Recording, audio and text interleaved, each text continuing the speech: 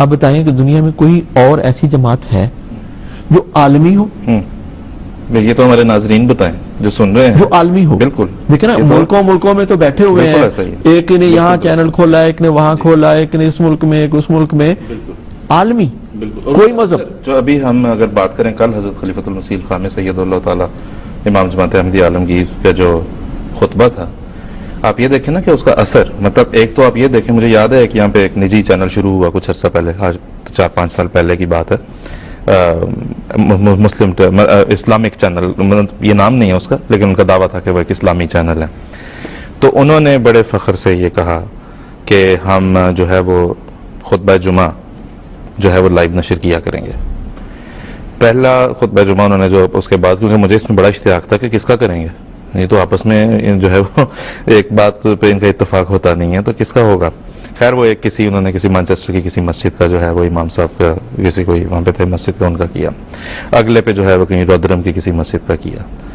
تیسرے پہ کچھ اور کا کیا. پھر ان کا آپس میں ایسا اختلاف ہوا ان تینوں کا کہ وہ بالآخر انہیں یہ سلسلہ منقطع کرنا پڑا، اور اب اس بات کو 5-6 سال ہو گئے، میں نے کبھی ان کے چینل کے اوپر خطبہ جمعہ نہیں دیکھا.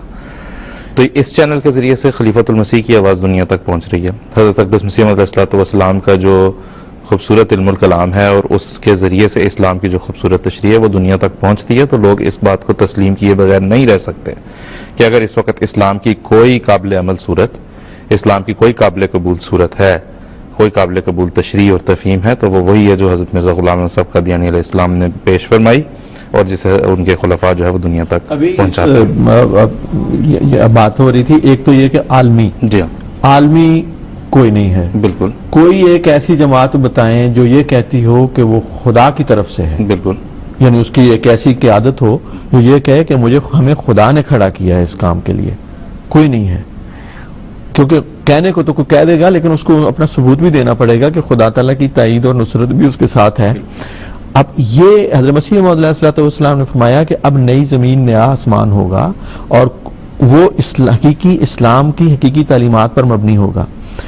اور اس کی آپ نے یہ فرمایا کہ اب میرے ذریعے سے وہ ہوگا، کیونکہ میں حضرت صلی اللہ علیہ وسلم کا ایک ادنا غلام اور چاکر ہوں، اور آپ ہی کے فیضان کے نتیجے میں، آپ کے امتی ہونے کے نتیجے میں مجھے یہ فریضہ سونپا گیا ہے، اور حضرت صلی اللہ علیہ وسلم کے ارشاد کے نتیجے میں یہ ہوگا. کیونکہ نبی اکرم صلی اللہ علیہ وسلم نے یہ فرمایا تھا کہ جب مسیح اور مہدی آئے گا تو وہ زمین کو وہ حکم اور عدل ہو کر آئے گا، اور زمین کو عدل اور انصاف سے بھر دے گا، بعد اس کے کہ وہ ظلم اور جور سے بھری ہوئی تھی. تو یہ جو ہم جو بات پیش کر رہے ہیں، ہم اپنے ناظرین سے کہتے ہیں کہ اس پہ سوچیں. ایک وہ شخص ہے جو دعویٰ کرتا ہے، اور وہ عالمی جماعت ہے، اس کا پیغام عالمی ہے، کیونکہ اسلام کا پیغام عالمی ہے. اور آپ کی جو قطع کلامی ہو رہی ہے، ابھی جو اگلی بات تھی جو ابھی آپ نے کی، کہ اس کا اثر ہو رہا ہے. ابھی اسی دورے میں حضور جب جرمنی میں تھے تو وہ اخبار میں آ رہی ہیں رپورٹیں، شائع ہو جائیں گی. حضور نے کل فرمایا کہ وہ تو لمبا ذکر ہے، تو وہ میں پڑھ رہا تھا، تو ایک جگہ پہ جہاں پہ مسجد کا افتتاح ہو، تو حضور نے وہاں پہ بڑے اس علاقے کے بڑے بڑے افسران جمع تھے. تو حضور نے فرمایا کہ یہ تو بہت خوبصورت علاقہ ہے جہاں پہ یہ مسجد بھی تعمیر ہوئی ہے، اور ویسے بھی یہ. تو وہ کہنے لگے کہ جناب یہ علاقہ، حضور سے مخاطب ہو کے کہنے لگے کہ یہ علاقہ جرمنی کا خوبصورت ترین ہے، اور ہم اس کو جرمنی کا دل کہتے ہیں. تو حضور نے فرمایا کہ میں جرمنی کے دل میں آپ کے دل جیتنے کے لیے آیا ہوں. اس نے بلا توقف، وہ غیر مسلم ہے، اس نے کہا آپ نے ہمارے دل جیت لیے ہیں. You are already won our hearts.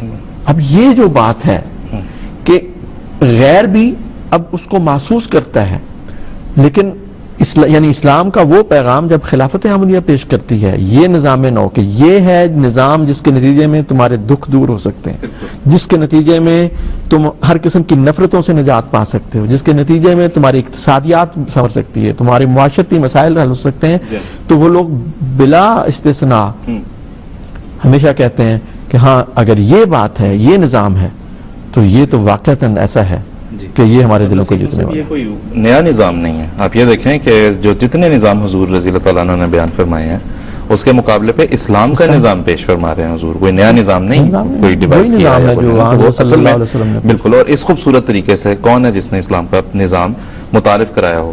ابھی بات شروع میں ہو رہی تھی مودودی صاحب کی معاشیات اسلامی کی، تو وہ بھی اس میں بھی چونکہ حضور کا یہ لیکچر آ چکا تھا 1942 میں، اس کے بعد 1945 میں حضور کا اسلام کا اقتصادی نظام کے موضوع سے لیکچر ہو چکا تھا، 1946 میں سامنے آتی ہے مدرسہ کتاب، اس میں کوئی ایسی چیز نہیں ہے دعوے کے ساتھ ہم کہہ سکتے ہیں جو ان دونوں لیکچرز میں بیان فرمودہ حضور نے جو اسلام کا نظام پیش فرمایا اس سے باہر ہو سکتی نہیں تھی.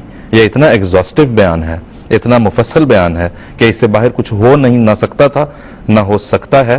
یہ ہم دعوے کے ساتھ کہہ رہے ہیں کچھ ہے تو ہم اپنے ناظرین کو دعوت دیتے ہیں. ہمیشہ پروگرام میں کہتے ہیں، آج بھی یہ کہہ رہے ہیں.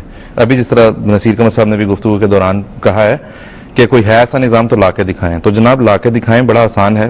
آپ کے اسکرین پہ اس وقت نمبر ہے، اگر آپ سمجھتے ہیں کہ آپ کچھ لا کے دکھا سکتے ہیں، بتا سکتے ہیں کہ نہیں جناب فلاں صاحب نے نظام پیش کیا تھا، بڑا اچھا، بڑا کارگر ثابت ہوا. کیونکہ ہم تو ابھی آپ کو بتائیں گے کہ ہم نے صرف زبانی باتیں نہیں کی. اللہ کے فضل سے جماعت احمدیہ مسیح علیہ السلام آپ کے خلفاء نے جو بات کی ہے اس میں سے کوئی بات ایسی نہیں ہے جس کو آپ کلیشے کہہ سکیں، جسے آپ کھوکھلا نعرہ کہہ سکیں.